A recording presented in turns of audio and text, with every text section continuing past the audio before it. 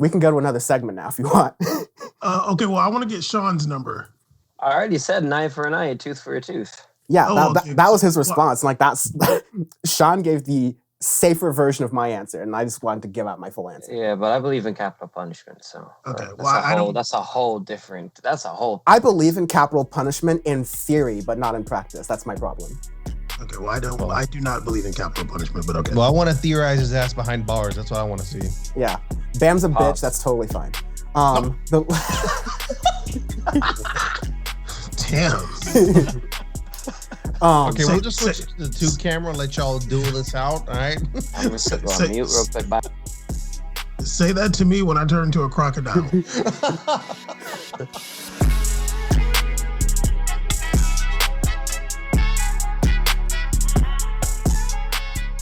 Hello humans, welcome to Crocodile Bam's burning desire to purchase a Microsoft Surface. This is episode 23 of Power Report, and I am joined, of course, by the Power Report panel, Bam, Sean, and Caesar. What's up, y'all? Hello. Hey. On this episode, jam-packed Power Report episode, we're going to be talking a little bit about sex scandals that are roiling a lot of the world, especially some interesting ones in America with Representative Matt Gaetz, but I think there's a larger thing being missed going on in the land down under that we can talk about. But we've also got some stories about what's going on in Myanmar, Georgia, and the onslaught of voting rights that is happening not only in Georgia, but across the country right now. There's numerous bills and there's some studies out from that we'll be able to go over to in a moment. But something I definitely want to begin with, if I can here, is the Derek Chauvin trials that are happening right now. So Derek Chauvin, the cop who pressed his knee on George Floyd's neck, thus killing him, is on trial right now. The trial is underway, and this is the time we're recording. This is after the first week of that trial. And there were a lot of things that we ended up kind of learning and seeing happen immediately as it was going on. You had the prosecution and the defense giving their testimony and talking about things. And there are a lot of major takeaways that people were able to kind of get from this, mainly that the public safety officials that were around giving help, like the paramedics who showed up, were kind of shocked by what Derek Chauvin had done. There was kind of a widespread point being made that what Derek Chauvin was doing was very grossly against police procedure, flagrantly so, honestly. And a lot of this was to, I mean, I'll go into other aspects of the trial, but a lot of this was meant to not only, you know, prove the case out in front of the people who are the jurors who are seeing the case, but like all these cases that happen in the public eye, this case has to unfortunately stand as a symbol for what is going on in the country more broadly as it turns to race relations with Black Americans. A lot of what was on display was on trial, and a lot of the purpose of the prosecution seemed to be in response to the misinformation that's going around about the Derek Chauvin case, about George Floyd and his history and that what led up to the killing, basically giving the idea that he had deserved what was coming to him, essentially. And so seeing all that kind of going on, I wanted to get folks' thoughts about the trial as it's going on so far. There's so many different aspects to this trial that are just, I don't know if fascinating is the word, but when it comes to police brutality and what we've all been talking about in regards to police culture, there's so many different things. I'll just say a couple things before everybody chimes in, and then maybe we'll come back to some other stuff. But about police culture, when we talk about the racial aspect in the way that police deal with citizens, it's interesting because you might think that, hey, there's a Black person being murdered. What about the Black cops? Maybe the Black cops will have some would fight back against that. One of the guys that watched one of the police officers that watched George Floyd be murdered is Black. And apparently he was someone who was talking about how he wanted to change the way police culture is in Minneapolis before he got into the force. Sorry, bruh, it's bigger than you. just the diverse nature of those police officers that saw George Floyd get murdered. One Asian guy, one black guy, and then two white guys. Like, there were at no point did any of that matter, because what matters for them is like their police gang. Also, something very interesting that I kind of doubt will be really fleshed out is when the woman, Genevieve Hansen, the firefighter, when she was talking about like attempting to step in to help George Floyd or just change the situation. And I can't remember if it was Derek Chauvin that told her this or one of the other police officers, and maybe one of you guys know, but told her, if you're really a firefighter, then you'll know to mind your business or something of the sort. Unbelievable. I'm gonna let everybody else chime in while I go on mute. I think for me, there's definitely a lot of trigger warnings that are associated with watching this trial. I think that a lot of people, there's no way you watch the trial and get any sense of like proper justice being upheld or like proper procedure. All you're getting to do is really realizing, for me especially, a lot of time went by since the George Floyd incident happened, as well as how America reacted to it. And when time goes by, it feels like sometimes you forget about the pain you felt. You forget about what really brought you to react how you wanted to react, or do what you had to do, or however you responded to what happened to George Floyd. And it just brought it all up again. I remember kind of having goosebumps listening, like my heart rate was kind of going fast, especially when the prosecutor was talking about the time span in which George Floyd was under Chauvin's neck. The time he was dealing with the under the officer's neck, the time George Floyd was like experiencing seizures, and the time that he was basically lifeless. It's crazy. It's really, really shocking to think about, and shocking to hear. Also, the prosecution, the video I think a lot of us have seen that's trending of the lawyer kind of grilling, all the grilling that was going on. It's just it's a lot, honestly, and.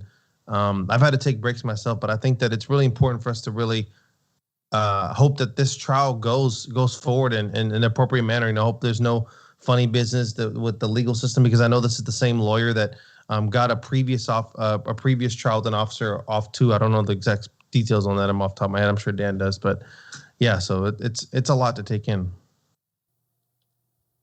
Yeah, I don't have the exact details per se on whether it was before, but like you're getting to the fact that when people are watching this trial and experiencing it for themselves, like through the context of TV, yeah, a lot of people are going through, or I guess we're getting a window into a lot of the like unfiltered Black experience through the trial. Because I think one thing that stood out to me that like I have to like have some distance from these things, otherwise I can't really cover it in a news way as detailed as I can. Because yeah, there's like a human aspect that gets kind of like rough to pay attention to after a while.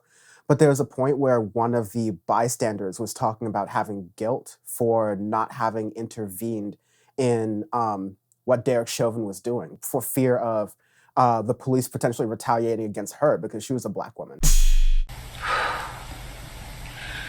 When I look at George Floyd, I look at my dad, I look at my brothers, I look at my cousins, my uncles, because they are all Black.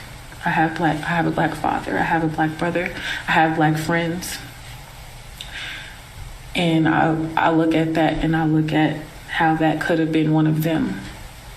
It's been nights I stayed up apologizing and apologizing to George Floyd for not doing more and not physically interacting and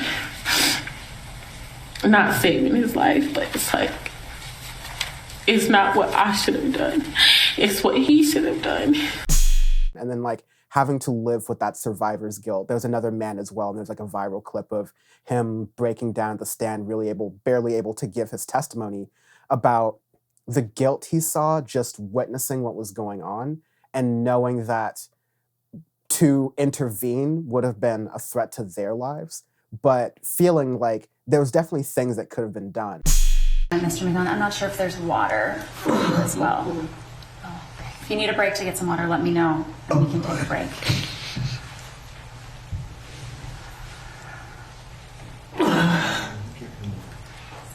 May I approach, Your Honor? You may.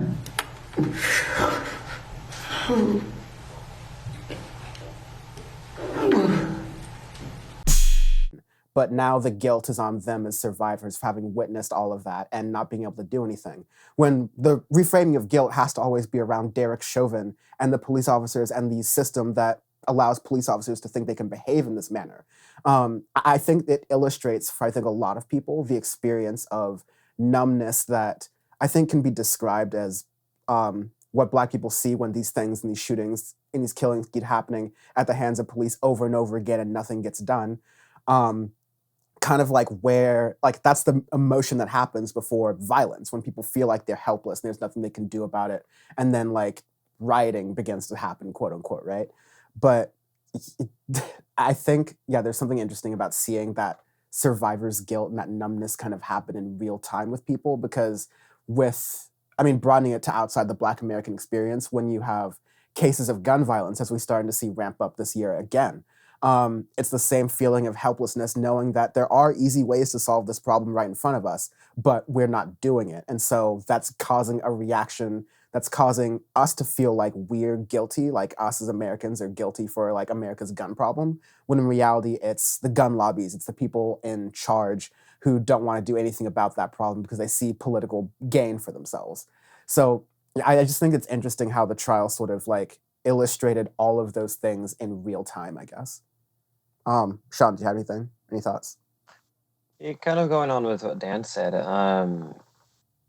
The action of having no action is what I like to say with a lot of stuff with America, especially stuff with the trial. It's really infuriating to hear all the testimony that all eyewitnesses had and seeing them just break down and talk about survivor's guilt, having all the things that they wanted to do but weren't able to do. And then the most infuriating part for me was just the paramedic that came by and wanted to help, but then she said that she wasn't able to, like, they basically told her to F off, more or less. I would have put my hands on, stacked my hands and pressed his chest. Chest compressions. Chest compressions, Yep. correct, yeah. And what's the point of doing chest compressions? Pumping the blood for somebody that's not doing that themselves, trying to get a pulse back. And were you able to do that, any of those steps? No, sir. Why weren't you able to do any of that? Because the officers didn't let me in to the scene. I also offered, in my memory, to walk them through it, or told them, if he doesn't have a pulse, you need to start compressions, and that wasn't done either. And so are these things that you wanted to do? It's what I would have done for anybody. And there's a lot of stories of that, not just like with police, but like with other stuff in American culture throughout the standing over the entire country, of washing things under the rug and stuff. That's just infuriating for human rights in general. But the other thing too is it's almost a year since the incident happened too, since the death of George Floyd. So the fact that it took this long to get even a trial up is something that always pisses me off with the justice system in America too, of how long it takes for trials to happen. Murder trials or this or that, it's a couple years after even this stuff happened where people forget about it or this. It's just, I always like it to, or my thing is I want it to be done as quickly as possible and stuff, and not have all of the bureaucracies and bullshit take over to then not have justice be done. And one thing that worries me is if the trial goes in a certain way, I don't want like to have like a whole thing where justice isn't done and then to start another wave of violence and stuff throughout the country. So that's a thing that that really worries me with the trial too. So I just wanted to be over with quickly and to have justice be done for what happened to George Floyd.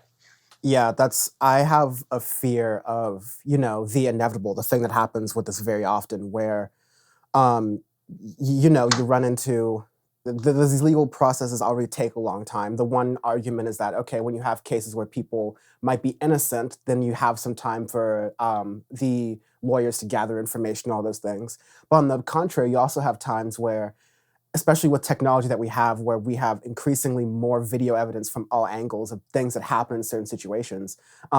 This is a pretty quick kind of way of assembling the trial in the terms of the legal process, but it goes to show that, yeah, the legal process in many ways is structurally set up to not only provide justice sort of slowly and after the fact, but a lot of times not even provide justice at all. And that's the thing I'm worried about is in the possible scenario, I'd say above 50%, but not like certain scenario, that Derek Chauvin is found not guilty or like not fully charged, or not even like charged in a way that feels, like right and just considering the action that he did and the options that are being put in place right now as far as to how to handle it in a judicious way.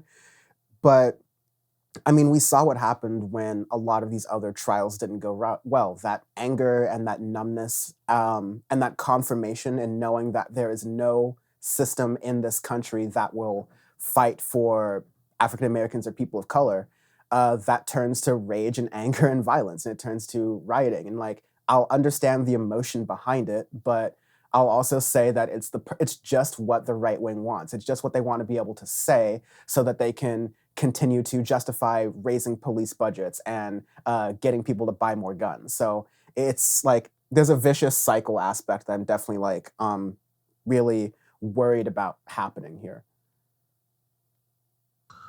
Also, like going back to the trial, the top homicide investigator, a police officer in Minneapolis, Richard Zimmerman, during the trial also said that Derek Chauvin's actions were totally unnecessary. So which is rare for a cop to actually go against other police officers. We all know about the what is the blue line, the blue wall of silence. Yeah. The snitches get stitches of police, but we have that aspect. And then I'm glad you brought up that what may happen if there isn't a worthy sentence, because that's usually the issue.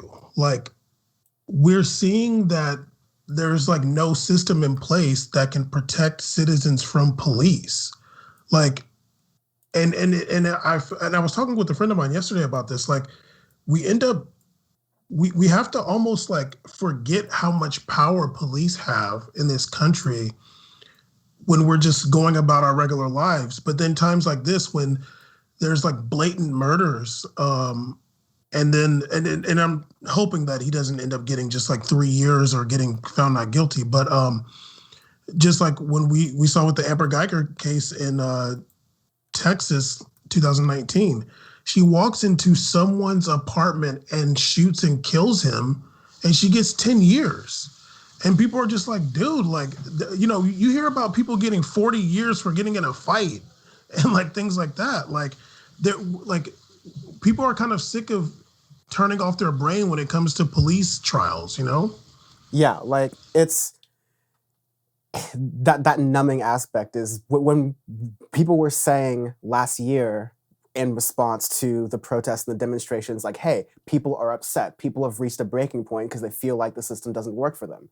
It's because George Floyd wasn't the first Black person to be killed at the hands of police, where they had a bunch of video and a bunch of witnesses, and they had a trial, and the police just go scot-free. In fact, like anytime an officer is actually charged in one of these cases, it's the exception rather than the rule. The rule tends to be that these cops go ahead free. I mean, there's a story that came out because like this is starting to be the anniversary of all the Black Lives Matter things. There's also the case of the guy out of Washington who was who identifies part of Antifa and went out to defend some people who were out protesting at the time and ended up shooting one of these Proud Boy, like alt-right people, right? And in self-defense, because these Proud Boy alt-right person known to be really vicious and known to attack people of color and was there to do so. And so this person, Michael Forrest Reinhold, was there to defend people of color and shot at him in self-defense. Donald Trump openly bragged about sending feds to go in there and shoot him, not take him out alive, but shoot him. And like, that was the end of the story. There's an investigation into it, but you know, these cops, it seemed like these cops felt like one of their own had been killed.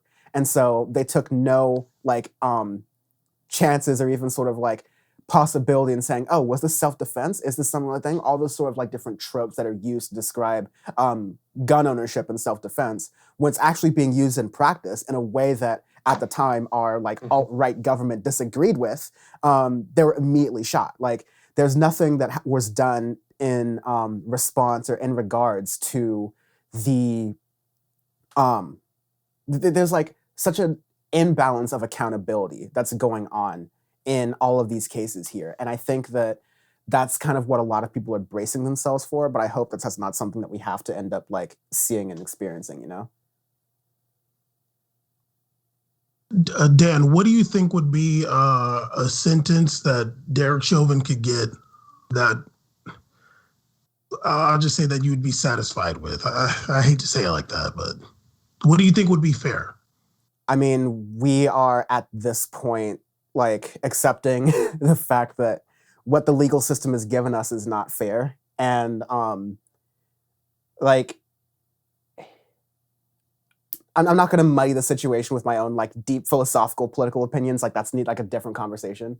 But I think what he's up for, if I can like reference the charges right now, is which degrees of murder, like second and third degree or whatever. Yeah, he's been charged with second and third degree murder and second and third degree manslaughter. He's pleading not guilty to all the charges. I mean, there's particulars. Is that 50 to life for that, right?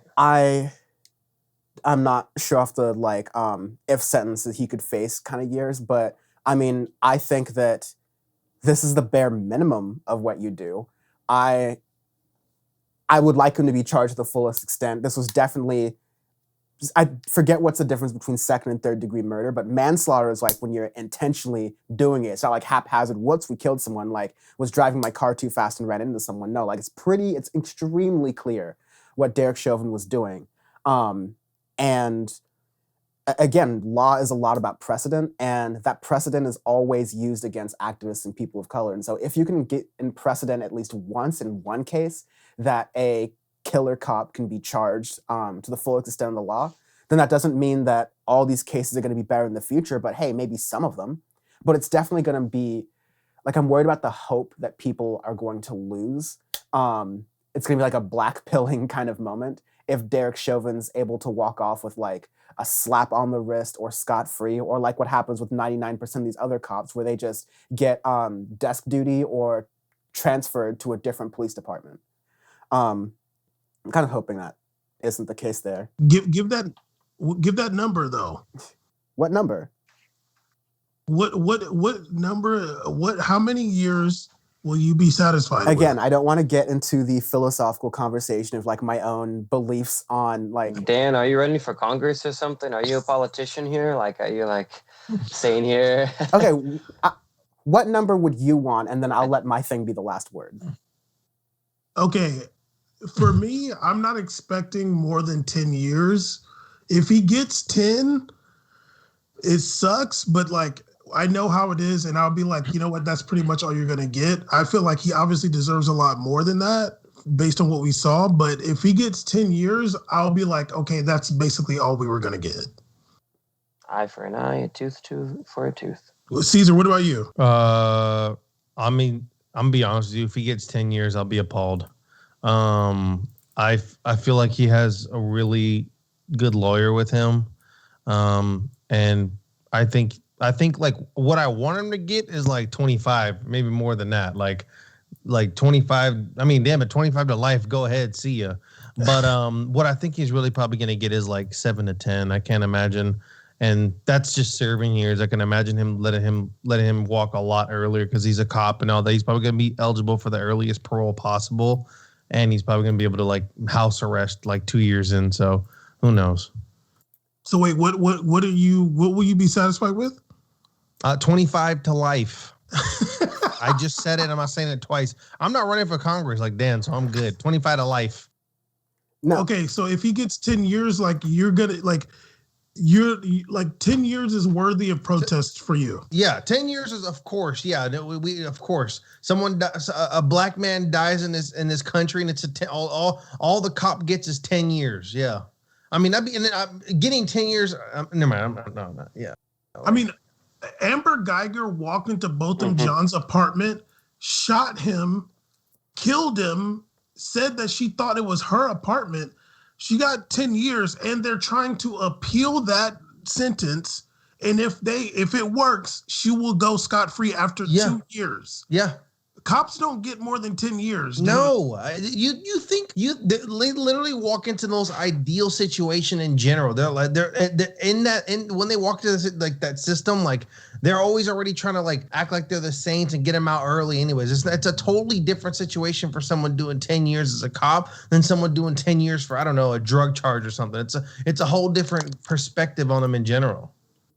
Yeah, like it's just stacked for you if you're a cop. Like my answer is layered, right? Like I have qualms over whether the criminal justice system as it exists today like really rehabilitates people. So like the point of sending them to jail is just sort of like an afterthought, right? Like they're in a box, they're in a place we don't have to think about them anymore. When we like think about, okay, well, a lot of the people that these cops throw in jail are like horribly mistreated. A lot of them caught COVID-19 and died, and it was just a complete afterthought because jail is just considered to be the lowest rung in American society, and we incarcerate more people per capita than the rest of the world does. So like there's that aspect of like, does jailing the few cops that do get jailed for doing this thing really solve the problem of police brutality? No. Then I'm gonna put that in a box. The other thing I say is, look, my progressive politics and like morals and things aside, I'm much more of an eye for an eye person morally. And in my world, Derek Chauvin would have been shot point blank in the courtroom. Like we would just go through that very quickly but again, we can't have capital punishment in this world because in this world, we're constantly charging people who are wrongfully accused of things. And so when we apply the death penalty more broadly, people who are wrongfully charged guilty die. So I can't approve of it in that broad sense. But like, that's honestly how I feel. Like I don't have any sort of recourse or reprimands for these kinds of people. I mean, the kind of lack of care they have for bodies that look like mine, yeah, make a fucking example of them.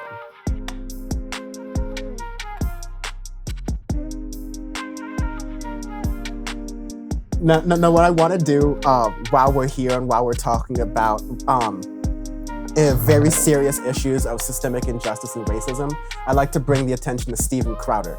Now, Steven Crowder has been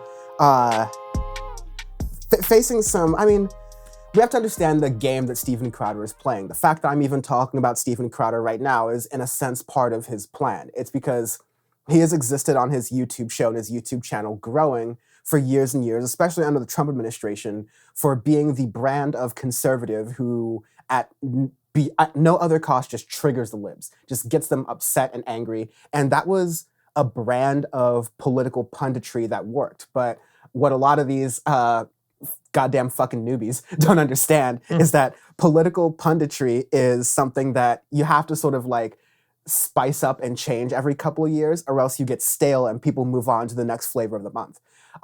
So what you have now in the wake of the end of the Trump administration, there's no Trump TV to save them. OANN and Newsmax are losing money. Fox News is facing a lawsuit for their Dominion voting scandal things. And on the online independent media space, where so much of the traffic over the past 4 years was based off of Trump news and getting emotional reactions out of people, in this Joe Biden milquetoast world where there aren't many political scandals at the federal level, let's say, Republicans are stuck at trying to spark fires on their own in ways that are just incompatible with this new body politic that exists. So they tried talking about cancel culture for a couple of months, and that really worked for them and really almost distracted people from the fact that the Republican Party had no tangible response to the COVID-19 pandemic and no desire to even send people help while complaining that they need to like get rid of mask mandates and all that stuff. But now these pundits in their own way are just latching on to garden variety race baiting. And so Steven Crowder posted earlier this year, this really racist bit where he's just doing these black voice characters. Most happy about the new policy, these people. So yeah, I'm gonna buy a plow, man. I'm gonna plant that corn. Go get a John Deere. Barack Obama, mother, I'm the president of plowing that head. You. I thought the last thing they would want to do was be farmers. Wasn't that a big problem for hundreds of years? Yeah. Isn't that why Arsenio Hall called himself the urban man's Johnny Carson? I think so. Yeah, I don't know. Are people lining up out in the middle of cornfield, Iowa for new dunks? How would you prove this, by the way? Like, how would you prove that you've been discriminated You don't against? have to. You just Well, I say. didn't get that loan. Sir, you had no credit. Well, that should not have stopped me from getting the loan. I planted a Hennessy tree, but it's not growing. Well, technically it did grow, but that shit ain't XO. And you know, all these like it's not even the kind of racism that is cute or funny per se, because it's like racism from white people in the 90s and their perception about black people. Like it's just outdated almost, right? Like it just feels, again, like a lot of things about Steven Crowder's show outdated. But YouTube originally was not going to ban him. They originally decided that, hey, we care about free speech and we don't want to be baited into these free speech games by conservatives anymore. And so we're going to allow Steven Crowder, who has previously led harassment campaigns against other YouTubers for their race and sexual orientation, to allow him on YouTube. No, he's not violating any policies or whatever, let's leave him on. And then he drops more racist things, and then he gets demonetized from YouTube and can't publish for a week. And so he's decided to take this slap on the wrist and double down on the racism with even more ridiculous bits. Look, this leaf is red like Elmo's fur, and this leaf is brown like Wes's skin. Tread lightly there, Elmo. Elmo has a question. What it is, Elmo? Elmo wants to know why Wes's skin is brown. Oh, I know why, Elmo. My mom and dad told me it's because of melanin. Right, Dad? I ain't your dad. Melanin? What's that? Well, melanin is something we each have inside of our bodies that make the outside of our bodies the color that it is. It also gives us a competitive edge in all sports besides swimming. Yep, can't do that. And fur color? I don't know. But if we all have melanin, why is Mr. Elijah's skin a darker brown than Wes's skin? Oh, good question, Elmo. It's because Mr. Elijah likes fat white asses. Ah. The color of our skin is an important part of who we are. In fact, it's the only thing that matters anymore. That's it. Just skin. Like, yeah, there's that one with the fake Elmo, where Elmo's learning about what black skin is, and it's all voiced by Steven Crowder in just one of the most like ridiculous ways possible. Like, it's a cry for help, but okay, let's bite. Like, what were y'all's reactions to Steven Crowder's latest antics? There was one thing I saw where he was posting in his account of like, we got deplatformed from YouTube, the libs got us. My favorite part of that all that you didn't touch about yet was him saying, oh yeah, we couldn't say that Donald Trump won the election because we weren't allowed to. So the fact that he's like, wait, so you're saying that, okay, cool, you weren't allowed to spread a fake thing about it and said that you never did, even though your entire channel for like 3 or 4 months literally had like hashtag stop the steal in like every single fucking video and clip that you made for 3 or 4 months. You didn't talk about Trump at all or say that the election wasn't stolen from him. I wonder. Okay. And then the racism bit, it's just, unfortunately, a lot of incels and stuff will find that stuff funny, unfortunately. But It's tasteless. It really does nothing. And I swear to God, he has those guys hostage that works in his studio because they are like forced to laugh every time he makes the shittiest joke. And the fact that people call him a comedian is a stain on the world of comedy because he's not funny in the slightest. It's like calling Dave Rubin a professional comedian. The same thing. Not even remotely funny. I mean, I've got a counterpoint. To me, it seems like he's got the racial humor and cultural sensibilities of the like middle-aged late Gen Xer like Utah corn-fed white dudes that are sitting on his set like performing his shows. Like, I don't think Steven Crowder has much of a brain. This can be kind of example by, and Sean, you'll know this too, the Cold Feet Crowder, the case where Steven Crowder was talking about Sam Cedar, baby. Debating Sam Cedar back when a whole genre of alt-right politics was basically debate me, bro. That was their entire political ideology for a couple of years. And given the chance to debate someone who's like, listen, I don't contribute, my best Sam Cedar impression, listen, I don't contribute in these nonsense discussions, but if you want to, okay, Steven Crowder, I'm gonna bring it on. And it's because Sam Cedar won't back down from a debate like this. And Steven Crowder's dad had to intervene and go, no, you're not gonna be debating him. You're not gonna get your ass kicked on camera. Like, we're not gonna have this happen.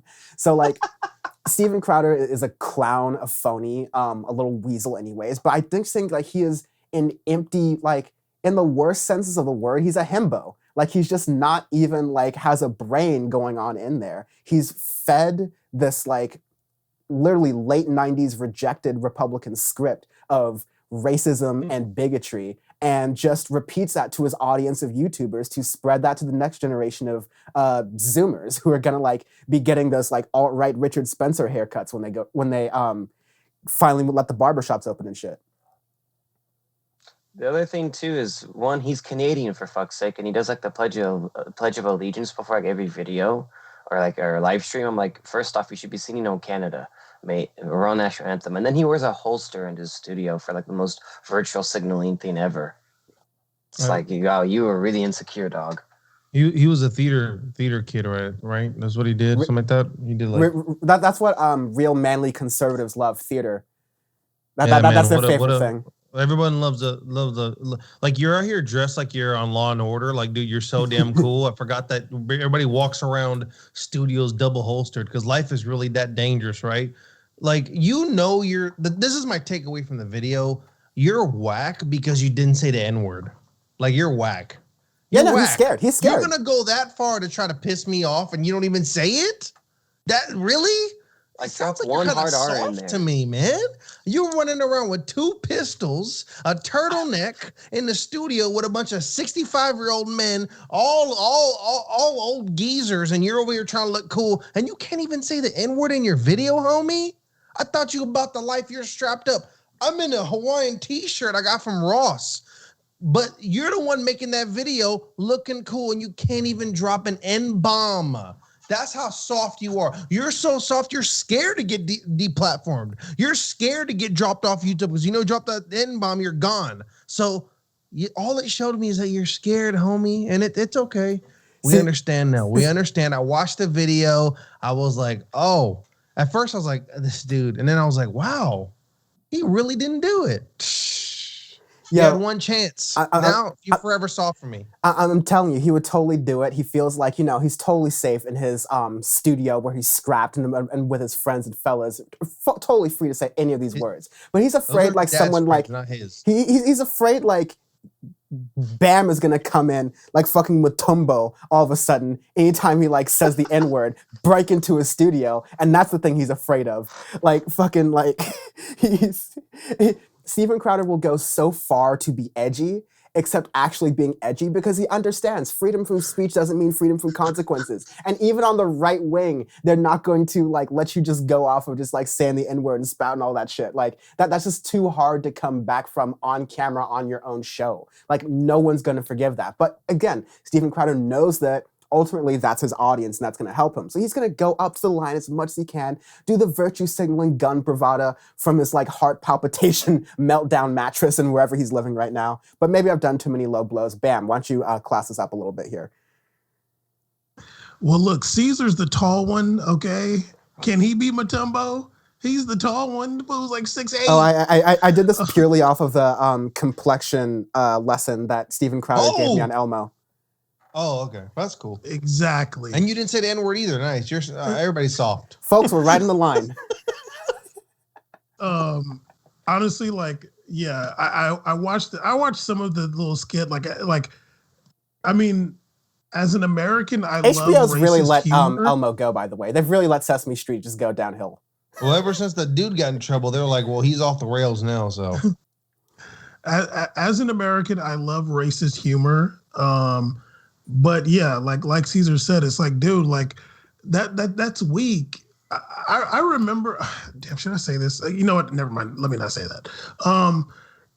There are like the Steven Crowder is that type of guy who like you're around and he tries to like, kind of pick at you a little bit with like racial stuff. And I've known white guys like that.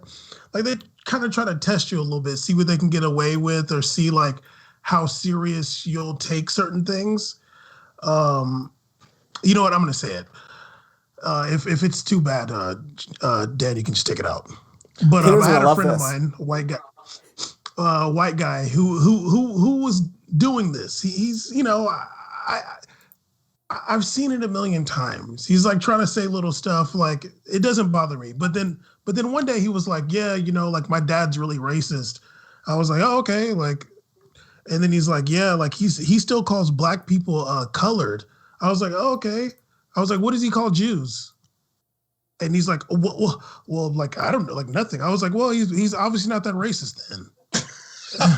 and kind of similar to Caesar saying, like, just say are you gonna do it or not? Like, are you really about it or not? Because we can go there, but if you're just trying to play around, like I'm not taking you serious. You're strapped up. You're the only person I see watching these videos of all these lame ass conservative, whatever puppet figureheads. You're the one who's a Canadian rocking double holstered over here with looking like you came off of some damn KDOC TV broadcast. Rocking it right now, and you're not even dropping the N-bomb? I thought your body looking like Airwolf. Drop it, dog. Are you part of the A-team? Drop it. Because honestly, I'm ready to hear it. Honestly, if he dropped the N-bomb, I would have been scream laughing. I would have been laughing at this video. I would have been laughing. You would have had my comedic laugh you've been waiting for. And you did it, so I didn't laugh. If Steven Crowder said the N-word, that would have been so based compared to how boring everything else the entire bit was. Because it would have been comedic delivery. It would have been like commitment to the bit. But no, he's like, isn't it winky face, like awkward winky face, like cute that I'm being racially provocative? Oh, I'm triggering the libs with my harmless rhetoric. It's just like, it's so obvious, man. Yeah, he could have just said it and it would have been great. It would have been the most realist moment he's ever had in his damn sorry career. Even when he thought he was cool sitting in front of community colleges taking on people about their stances, the coolest thing he would have done is dropping the N-bomb in that video. Be like, wow, look he actually has a backbone. He did it. And you don't. So just go somewhere. See, like that's the thing, like triggering the libs, like when people like that, like when people say the libs, generally they're referring to like liberal white people. And I'm not hating on that. Like I love those people for the most part. But as a black person, like you're not really moving the needle for me just doing this stuff. It's like, man, like, okay, like we've seen that before. And like, that's not a big deal. Because here's the thing, like if he says the N-word, like if he drops it, we're gonna be like, damn, okay, he really went for it. But inside we're thinking he wouldn't say it in my face though. And that's it. That's all it is. It's like, yeah, that's cute. Like you say it on the internet, you drop that N-bomb, like, damn, okay, he really went for it. But he ain't gonna say it in my face though. And that's like the end of the discussion. So Steven Crowder, yes, like please go listen to what Caesar said. And I'm not going to be Matumbo. Caesar is Matumbo, okay? Caesar is Matumbao, okay? You got to put an I'm Matumbo. I'm Matumbo. But yeah, like you're not really, I'm not impressed, dude. Just like how, let me go back, I'll say it again, if Dan got to take it out. When my friend trying to be provocative. My dad still says color. Well, what does he say about the Jews? Is he scared to do that? Well, then he's not really about that life then. That's cute. You want to pick on black people, you want to pick on Hispanic, that's cute. But let's see him try to punch up a little bit. Some dude from Kansas. I'm not impressed.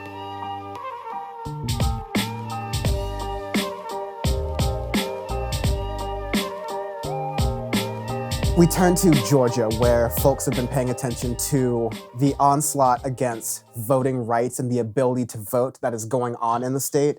After the sore loser party basically responded to losing both Senate seats in the state of Georgia, they then went into overdrive to figure out, okay, we've lost because the American people voted that way. How can we make sure the American people's vote matters less and less so we can continue to maintain power?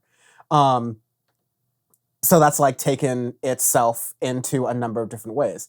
Georgia's voting law, the new voting law that has just sort of passed, there are a number of different provisions that are in there that like change things for the way votes happen in in Georgia.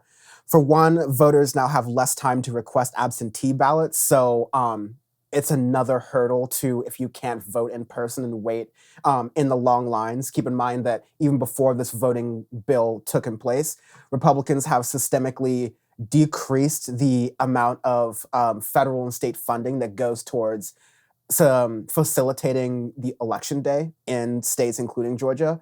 And when you have less state funding, that means you have to close polling locations. That means people have to travel further to go to vote. There are fewer places to vote, so that means there are longer lines. And that's especially important because mobile voting centers, basically RVs that can go to these rural areas in Georgia, for example, are now banned.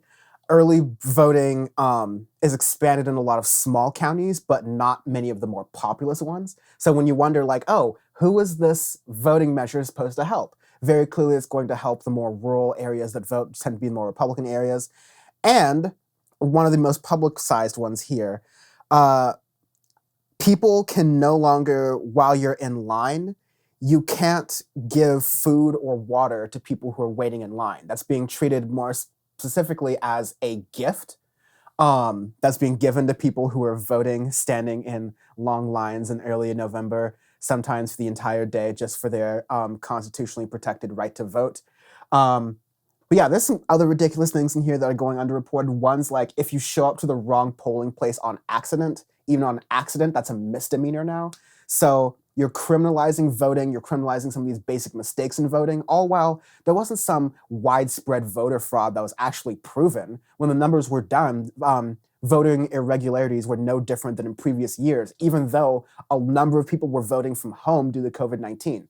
No, the only word of voter irregularities or voter fraud came from the Republican Party, the same party that is instituting all of these changes in the state of Georgia.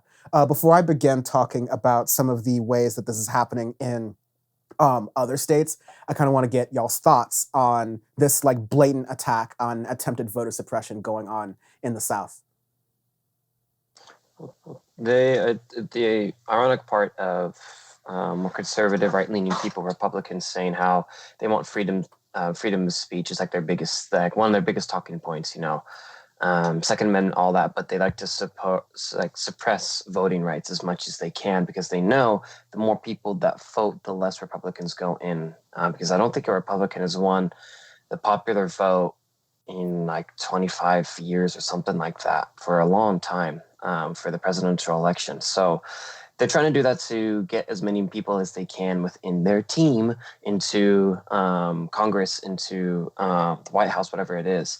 So it's just, another blatant attack on people, and all of the little things that they do. It's the hypocrisy of it all for the voting rights too. It's appalling, really, for a country that that prides itself on having the right to vote, to having a representative democracy, but then all of these loopholes and stuff for people that have issues voting. It's sickening and very angering to see, because I want more people to be able to express it, and I don't want people to feel like that they don't have a voice, or feel like that they don't have an opportunity to go out and vote, because then that's less people voting, because we already know that there's so many people that don't vote. So I want more people to get involved in the process, because all those micro changes and stuff really have an effect on the bigger picture. And I want more and more people to be involved in politics and stuff in general, because that's the way you get change around. And while suppressing that is not going to help with any of the change, you're going to have more of the status quo, more of the bullshit that's been going on in this country for,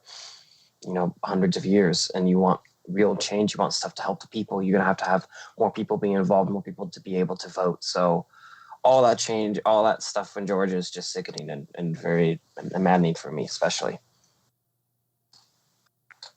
I think that this is kind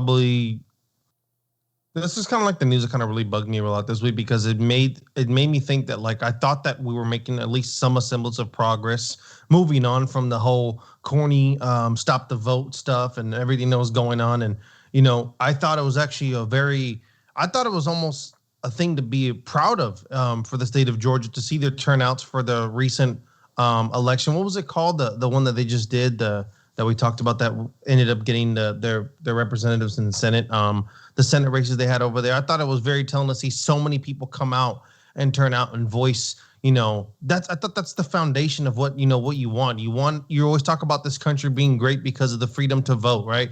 The right to vote. That's what everybody talks about. When you're from another country, they always talk about the difference in between what we have versus what you have. A lot of times there was discussions about when America was coming into other countries, and they talked about, this is the vote that we want to impose the same kind of voting rights we have in this country we have there. But when you pass things like this, you take that away. You suppress it. Suppressing vote to be convenient for one demographic is not how you get the consensus of the population. That's not how you get more voices to be heard. It sounds like to me you're trying to muffle voices that you don't want to be a part of the election process, and I think that's disgusting. I thought that what the MLB did recently, I thought was really noble too. Moving away their All-Star game from Georgia because they didn't want to stay with in accordance to how the new voting rights bill that went through. I thought it was whacked that the actual Atlanta Braves was against it and was very upset of it. It was interesting to see how some of the nation reacted to it, and for me, of course, I just thought it was disgusting personally. I don't want to just end up repeating what everybody said, because I agree with it. But things like this that happen, like and I feel like we've talked about this in the past too, like these forces that we have to fight against, like anti-democratic forces, they're not going anywhere anytime soon. And times like this, like what happened with this Georgia law, like they raised their hand, like they're not like in the shadows, they're not like creeping around. They're saying like, hey, we're here to literally suppress the vote because of the election results that just happened. And I don't know exactly what could happen in regards to repealing it, or like, I feel like there's some lawsuits that are coming out against it, but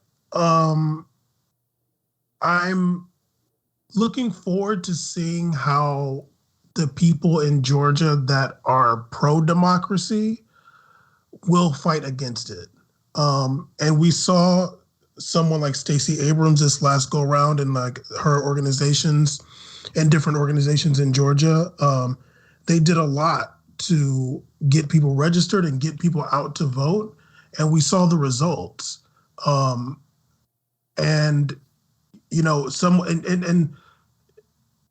have a lot of respect for her, and she seems like a very strong person.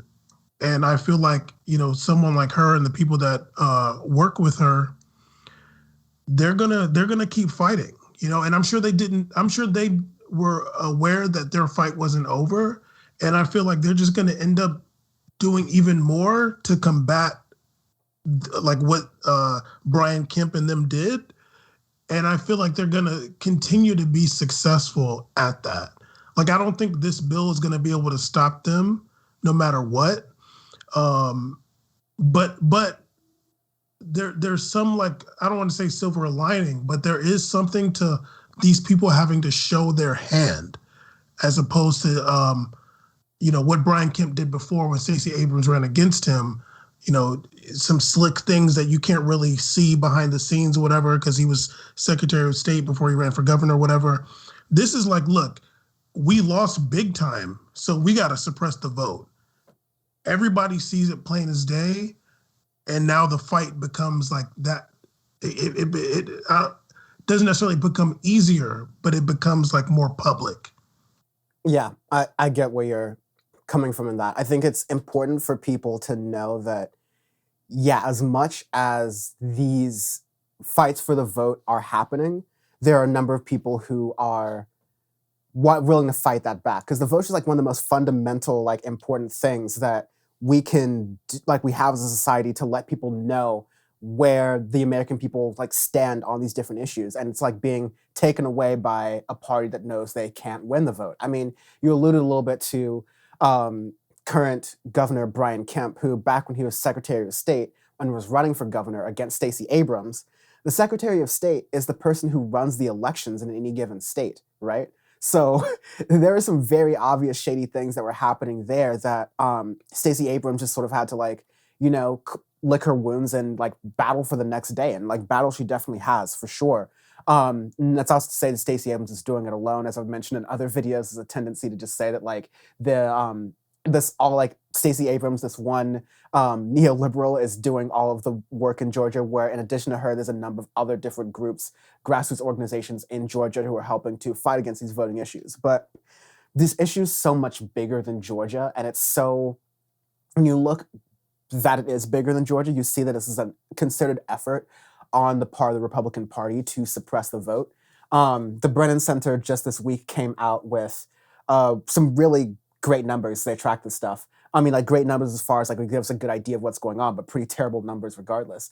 As of March 24th, legislators have introduced 361 bills on a state level. That's 361 bills with voting restrictive provisions in 47 different states.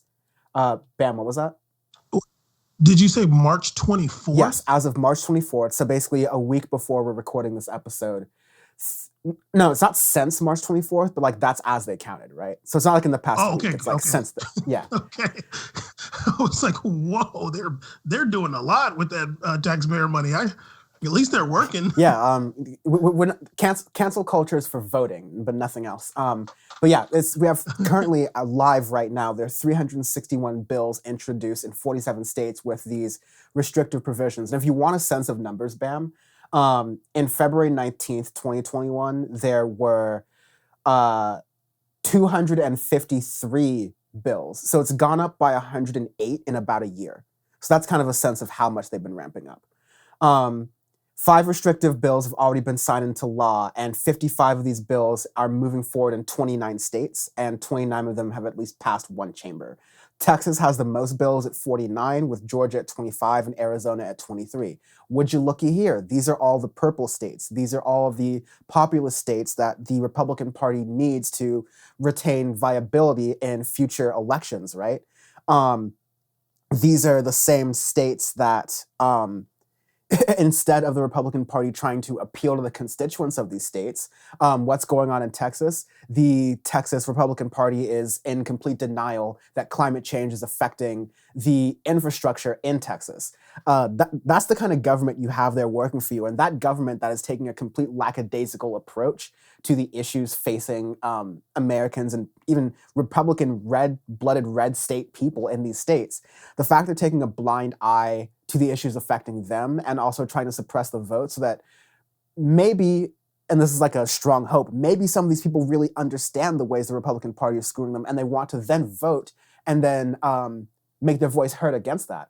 They're then going to find out in 2022 and 2024 that it's that much harder. And then when we're counting the votes in 2022 and 2024, we'll be looking on election night then, hopefully doing like a power report then or something, at, oh, wow, no, look at these voter irregularities. Well, because of these laws that were changed in Texas back in 2021, it's hard to count the vote in a way that favors Republicans. Like, these are the headlines that are happening on a state level, but to bring it to Bam's point, where this is exciting, is that state politics is where individuals who are just into politics, who care about things on a deep level, but feel like the national politics is too far away from them, too powerless for them, you can actually do things on a state level, and the state politicians fear is the wrong word, but they feel the accountability so much more because they're local politicians on that level. So if you're in Texas, you're in Georgia, you're in Arizona, you're in 47 of these 50 states where these things are happening. I'll leave a link in the description to the Brennan Center study so you can go into more detail for yourself. But if you're living in one of these states, like you need to get in touch with lawmakers who are both fighting these voting suppression measures and lawmakers who are trying to put them in place and make sure the voices of you and the voices in your community are heard while those voices even matter, honestly. Even if you're in a blue state, I feel like because of how popular the Stop the Steal meme became, and like how like it became such a popular thing that the voting was rigged or whatever, these people are coming for, they're coming for our democracy, like for the democracy that we have. Obviously it's not even close to perfect, but for them, they're like, their ideology is like, let's kind of get rid of all of that, So it's not going to be difficult for them to persuade people to thinking that, it was rigged, right? Like, there was like these issues. So and then there comes like somebody that's a little bit more clever and knows how to get into these halls of power and start to change things, For sure. Sean, Ceez, any last words on this? No, pretty much it. I think what you guys are saying is right. We need to understand that as much progress has been made, and I think that's a realization even I made, as much progress that has been made, there's much more to do to move forward. Where it's never like the rainbow at the end and the sunshine, it's all pretty. Like there's always going to be work to do. There's always going to be the forces working against democracy, and I think that's something that we need to just keep working on. And I'm happy to know that there's people along with Stacey and her and others that you've mentioned that are working hard to keep that democracy in place. I think that's real freedom fighting right there. I think what they're doing is great, and we just need to keep it going because at the end of the day, like one of the most important things about this country is the right to vote, right? Is the right to vote whenever you want, whenever you feel necessary. And I think that's something we always need to protect, especially if we want to literally protect this country. That's what's most important to me.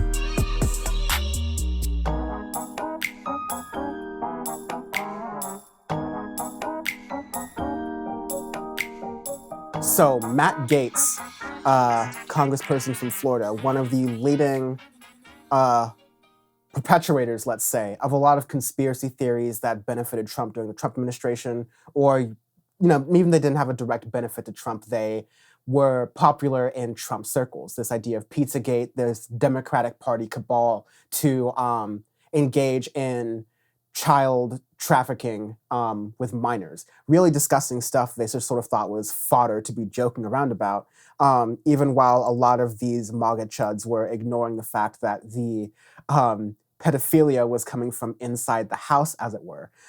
Insert libertarians in the chat complaining about the differences between pedophilia and phobophilia or whatever, but anyways, this really all came to a head when Matt Gaetz was found to have been under federal investigation, accused of having sex with a minor.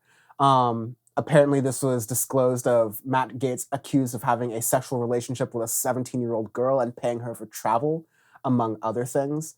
But Matt Gaetz then responded to this claim with a frankly dizzying slew of interviews, something that even the home court advantage of Tucker Carlson really couldn't help him out with. And it was just this like onslaught of just like videos of Tucker Carlson's even like, Matt Gaetz is like, well, obviously, as you would know, Tucker Carlson, being a person who's been wrongly accused of sexual assault, like you would know that these things can happen. And Tucker Carlson's like, bro, I'm doing you a favor. Why are you putting me into this? Literally after it, Tucker Carlson's like, that was one of the weirdest interviews I've ever done. And I have more questions than answers. And listen, we're just going to run ahead with it, buddy.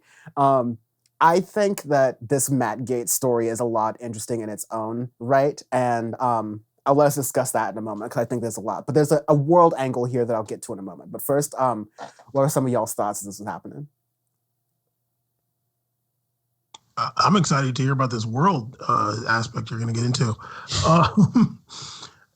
The Matt Gaetz thing, I mean, on some level, it's like seems funny, but there is like that aspect of hypocrisy and this kind of double dealing almost. Like you're out here, I guess, projecting. I mean, I guess we'll see what comes out with everything, but putting all this stuff on other people when you're doing the exact same thing. We all know that politics is dirty and like a lot of these people are scumbags. It's kind of like less, it doesn't bother you as much as like if you really if that person kind of stays in the background, but this guy is trying to come out like the moral police and stuff. And then all this garbage is coming out about you there's a lot of stuff too. Fake IDs. We'll see what comes out. And if he Jeffrey Epstein's himself. Right. Just to get into the things really quickly before you continue, more information came out where apparently he was involved in the procurement of fake IDs for some of these minors. Slot there. And if that wasn't bad enough, there's apparently reports that Matt Gaetz was sharing lewd photos on the House floor of some of the women he had slept with, potentially underage women he had slept with. So that's a number of layers we got going there for Pizza Gaetz over there. Another interesting thing with Mr. Pizza Gaetz was that he was saying about either a day before or the date of, right when it was coming out of that he's being investigated, that he was going to leave Congress and go he was offered a position, I believe, at Newsmax. And he was potentially going to leave Congress to go take up a position at Newsmax, which you never hear of congressmen leaving Congress early to go pick up another job. Usually it's after their term is up and everything. So it's extremely rare to hear that. But then it makes sense because he probably is figuring out, oh shit, I might be investigated. It might be good to, leave this area to put some things under the rug. So I thought that was very telling as well. That he was even considering leaving and told people about that. Doing the old dipperoonie real quick. And going straight to the conservative media pipeline. Usually Newt Gingrich had to wait a couple weeks before Fox gave him a contract, right? But Planet Newt. Lord. Man, it's ridiculous. Ceez, you want to jump in before I go super in here? Dan, just go in, dog. Go in. Okay. I've had it. So the Matt Gaetz stuff is horrible. And I think it's, of course, has to be said that we're talking about a pattern here with men, of course, in the way they view sexual impropriety, where they're oftentimes very loud and vocal about people's sexual improprieties while committing those same things behind closed doors, in ways where they're using their power as politically powerful people against oftentimes women who aren't in this power, who are fearing for their jobs, their livelihoods, who are then behaving in these situations. Or men who just plainly know better and go, maybe, as a politician, maybe I shouldn't do these certain behaviors or actions. But to me, bring this in the world context of men who are in the post-Me Too era, still not having their lives destroyed and canceled for being very clear, not just sexual deviance, we disagree with on a moral level, but these are crimes. This is sex trafficking, this is assault, these are really serious issues. But this parallels something that's just roiling in Australia right now. America's really bad with doing world news, but in the English-speaking world down under in Australia, you have this wild sex scandal that has pretty much implicated a significant portion of the right wing in Australia. So super high level, Australia has a parliamentary system, as a lot of English-speaking non-American countries do, which means you have a government made of multiple different parties, not necessarily two parties. But in order for that government to work in a semi-sustainable, fashionable way, these governments have to form coalitions with each other. So what you now have is the coalition government, which is a group of basically a group between the Liberal Party of Australia, so the center, and the National Party of Australia, so the right/the far right. And they've been a coalition government in Australia since 2013, being re-elected in the 2019 Australian federal elections, led by Scott Morrison, one of the most punchable, inbred English people I've ever seen in my life. So this whole thing begins when a coalition staffer by the name of Brittany Higgins says that she was raped in the Parliament House in Australia, saying that it occurred inside the office of Defense Minister Linda Reynolds on 2 a.m. on March 23rd, 2019, when Higgins was 24. She said after a night of drinking with colleagues, she fell asleep on Miss Reynolds' office's couch and woke up to the man raping her. There's really vicious, gruesome details in it. But a couple days later, basically you get the government roundly denying through this, saying they had no idea what was going on, even though news investigations are coming out that the prime minister was aware of this happening during the whole time. And that there was a woman who had also talked about another senior cabinet member who has been accused of rape. And the victim had ended up taking her own life afterwards in the case. So this is all happening in the Australian government, and the raps are coming underneath it, all the while the Attorney General, Christian Porter, then comes out and says that he is the cabinet minister that was accused, and sort of goes to this whole thing of I'm not really backing down here, or I'm one of the defense minister, Linda Reynolds, the woman who Higgins was asleep in her office, said that Higgins was a, quote, lying cow about the whole story, and basically trying to get the Australian media and government in this whole fit as some sort of partisan effort, because the Labour Party is trying to use this thing to take down the government and trying to go over this. So, I mean, I can go into it. This has been a huge multi-months mess where even Christian Porter, the Attorney General, announced that he is suing the Australian broadcast news company that's been reporting on this. So you have a major government official saying they're going to sue a major news outlet for reporting on things that that government official himself basically admitted to doing. And so, without going in, it's really brutal. There's photos that are lying around. There's a bunch of people doing these brutal allegations, but you also see a thing where, yeah, the accuser is being called all these horrible things, and there's not much of an understanding of the weight of the situation. The system is so benefited around protecting these powerful people, these powerful men, that the life and character of this woman who bravely came forward is being kind of destroyed in the process. It goes to show that in America, in Australia, and a lot of other these countries, these systems exist to benefit not just white supremacy, but white male supremacy, the dominance of men over women, and the idea that women are just sex objects for powerful men to use and abuse and mistreat. And so what if they commit suicide? That's apparently not a problem in that way. So it's just I think that angle to the Matt Gaetz story shows that there is a through line of toxic misogyny and masculinity that exists in governments around the world, that I think that only through removing it from a sort of oh, Matt Gaetz is such a weirdo style politician, he's such a Trump goon, to seeing that, okay, in the broader context of how this is happening in the world in 2021, this is still messed up, and we've got a long way to go than these mandatory work seminars on workplace harassment. There's got to be a whole new level of revolution on here that needs to happen. Cheers. Yes, we do. There is a revolution that is needed for sure. And you know that I've been saying for years, male insecurity is the most dangerous force in the world. I do believe that.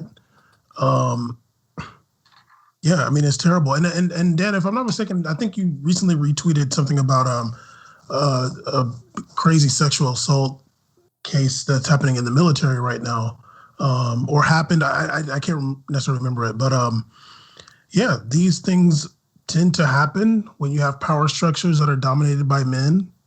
The women that are ambitious enough and intelligent enough to reach these levels, they, sadly, a lot of times things like this happen. And a lot of them have stories about it too.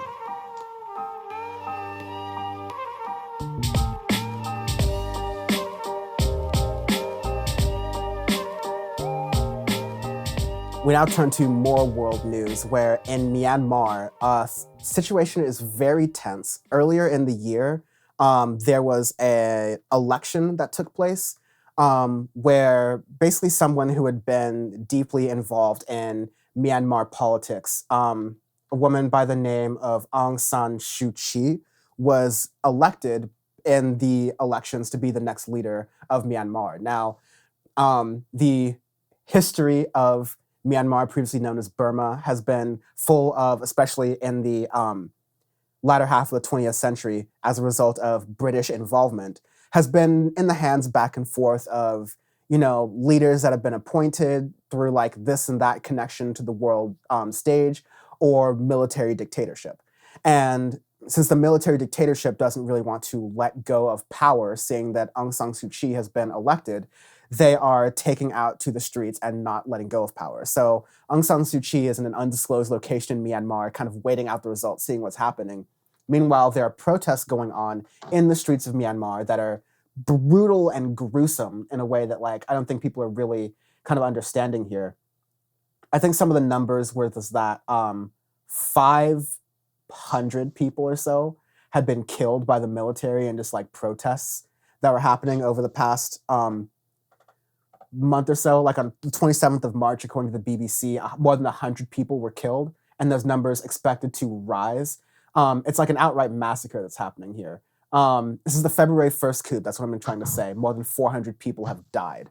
So this has been going on for about 2 months now, and civilians are just getting killed for trying to protest having this, having their democratically elected government. And so I think in the context of all the voting issues we're having in the United States that we talked about in this earlier episode, the range of voting and the desire to suppress the vote by powerful conservative governments exists all across the world, and it's happening as an ongoing process. But obviously in different countries, there are different levels of what these powerful people feel like they can get away with. Obviously, if this starts to happen in America, usually like protests will happen, and there'll be like cases around it, even though we'll be gone through the sort of like kangaroo court of the American judicial system. But on the other side of the spectrum in Myanmar, the military is outright opening fire on people for protesting their supposed to be human rights that they have. So it's a really like shocking story that's going on there. Want to know what y'all think? When I was reading about it, I mean, you just brought it up, like exactly how I was thinking. Like, we had an election here that, for all intents and purposes, was actively trying to be stolen by the loser of the election. If he was able to steal, like if Trump was able to like stay in power, however, there would have been a lot of protests in the street. And it wouldn't have been far, like we could have had the same situation here, because he would have for sure had to declare some kind of level of martial law, for sure try to, suspend habeas corpus and do all these different things.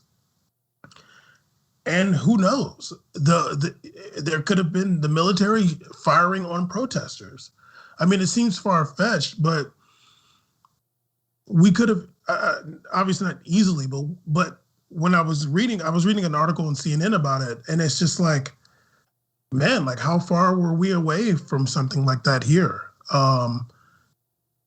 Whenever you have a young democracy, I feel like that's something that the people fear, or have us, and this kind of goes back to something Ceez was saying earlier about when we were talking about Georgia, talking about like voting in America. It's not only voting, it's like your vote matters. Some places people go vote. They used to go vote in Egypt, like for president and different things. It didn't matter. But here we like to feel like our vote matters. In a lot of cases it does. But we don't want to get to a situation when our vote doesn't matter. These people in Myanmar, they went out to vote. The election was overturned by the military. they're out to protest and the military is firing on them. You know, that's dystopian. Yeah, for sure.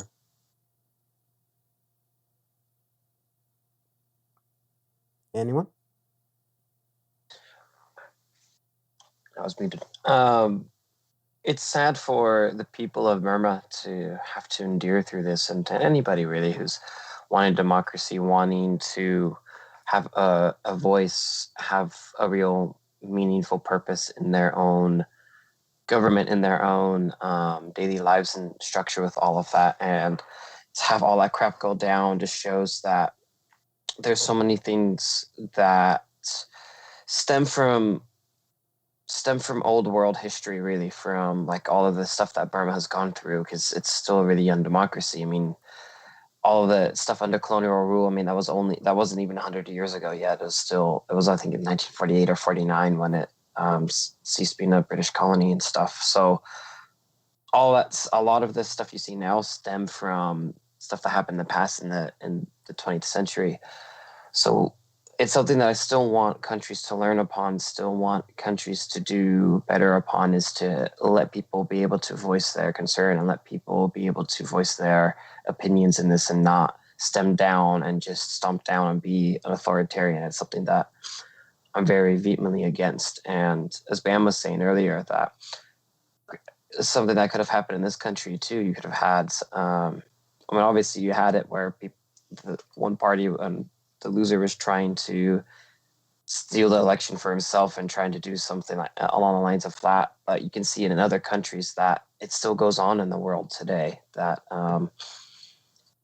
there's a lot of people that are being oppressed. There's a lot of stuff that's going on that we need to talk about more. We need to have that more in the mainstream consciousness of, at least in America, because America is so self-centered, to have more brought up, so that way people can get an understanding of what it could look like here if things don't change, what it could look like in general if we didn't have steps and systems of government to help prevent against situations like that.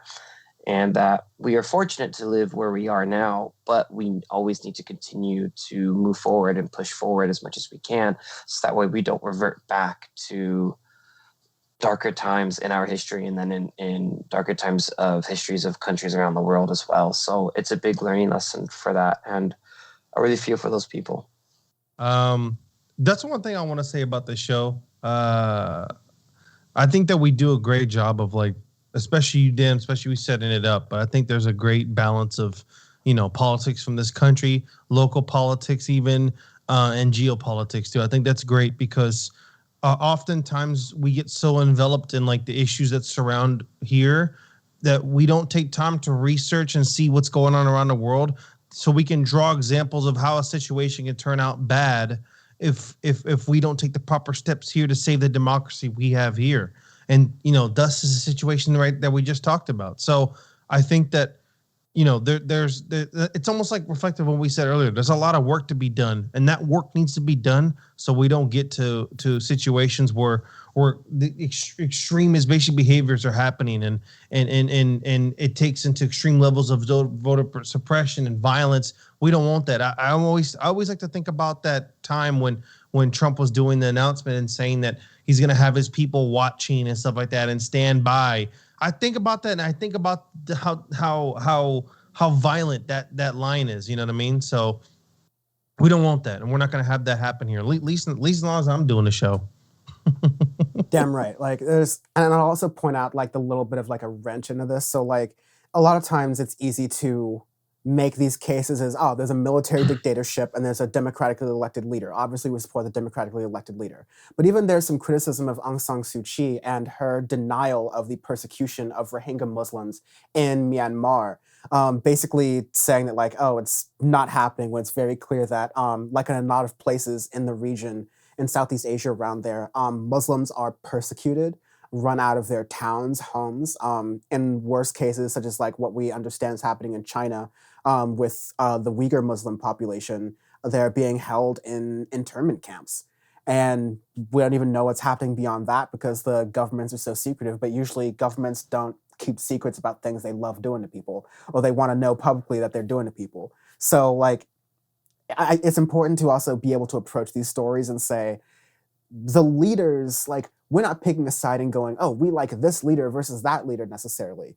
At the end of the day, the leaders are the figureheads that we're seeing in the news, but the people who are like we care about are the regular everyday citizens of Myanmar who aren't like represented by a figurehead in the news, whether it's one in power that they had no other choice but to vote for because the alternative was a military dictatorship.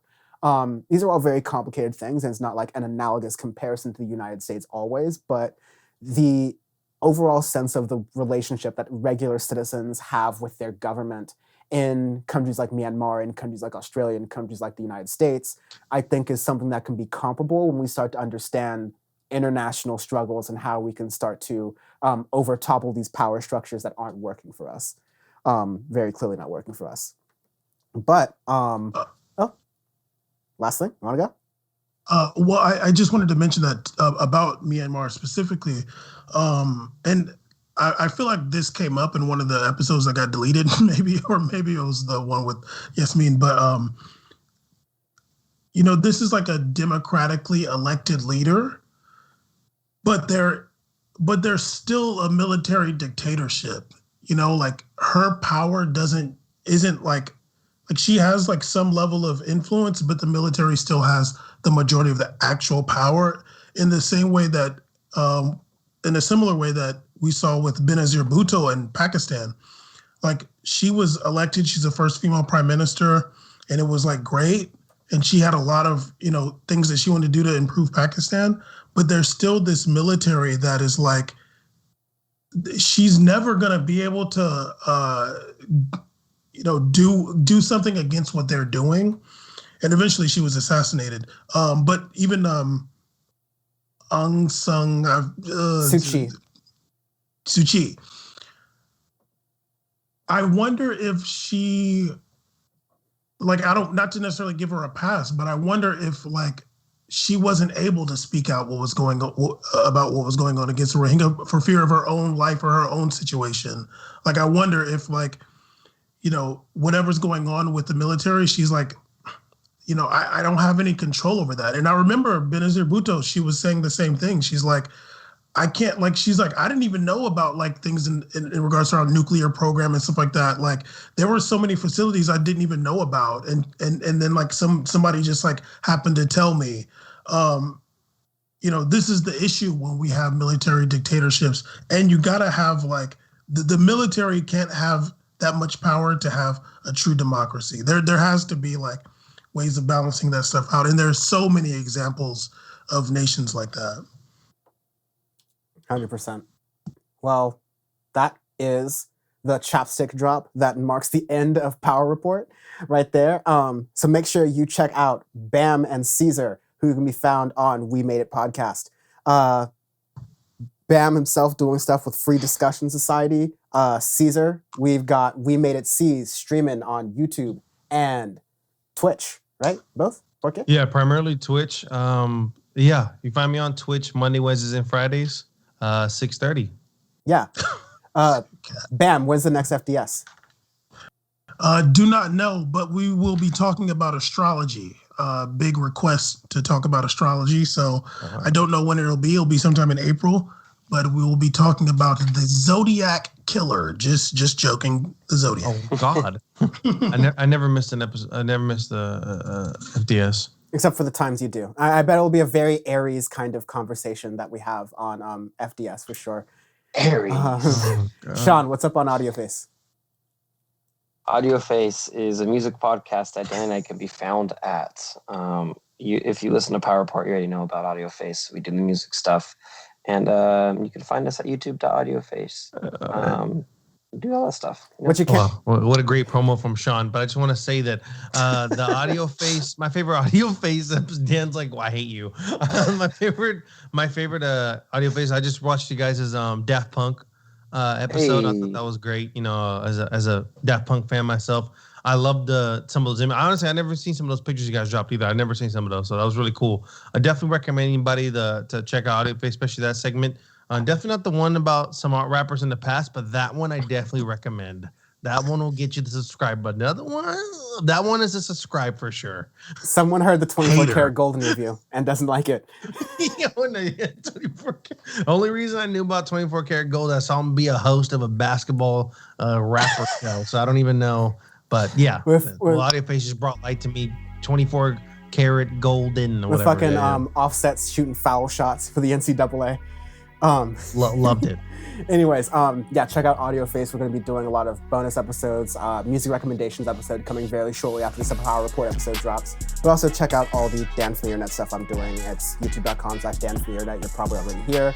Power Report World for all of the links to the podcast, and follow me on Twitter at Dan from the Web for all the other associated things I do and where Bam gets his news apparently. But thank you for coming and watching this episode of Power Report. We'll join you again in 2 weeks. Take care.